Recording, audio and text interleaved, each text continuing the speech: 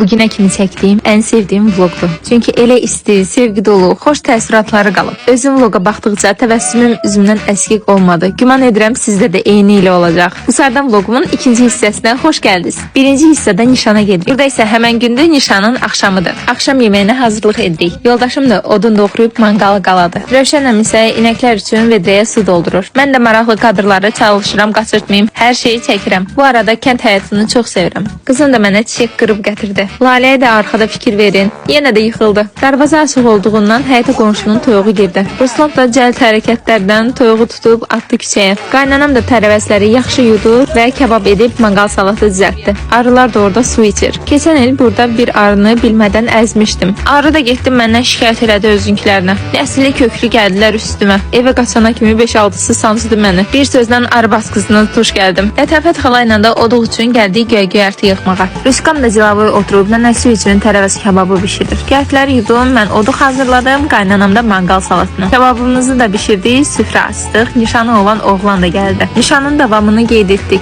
Görüb danışdıq, çox xoş vaxt keçirdik. Oğlumsa sözün əsl mənasında daşdan pul çıxarır. Xırdalanan gələn şebini qusar daşları altında cəmaata satır. Gələcəyin biznesmenidir. Günümüzdə belə bitdi. Səhərimizlə çox gözəl günə doğru açdıq. Allahın verdiyi neymətlə, Lətafət xalanın hazırladığı pendiri nehrə yağı ilə, Rövşən əminin də saxladığı arıları məni sanssalar da, amma çox gözəl dadlı bal verirlər. Səhər yeməyimizi yeyib və qərar aldıq ki, sahəyə gedək və oturduq kabrioletə. Düzdür, biraz səs eləyir, amma panorama mənzərəsinə çox şey dəyər. Sahələri keçərək dağa qalxırıq. Qaynanam da Lalə ilə günəşdən yaylıqla gizlənib. Dərə təpəli yolu ilə Fuad da bizi sağ-salamat çatdırdı. Buludların gözəlliyinə baxın.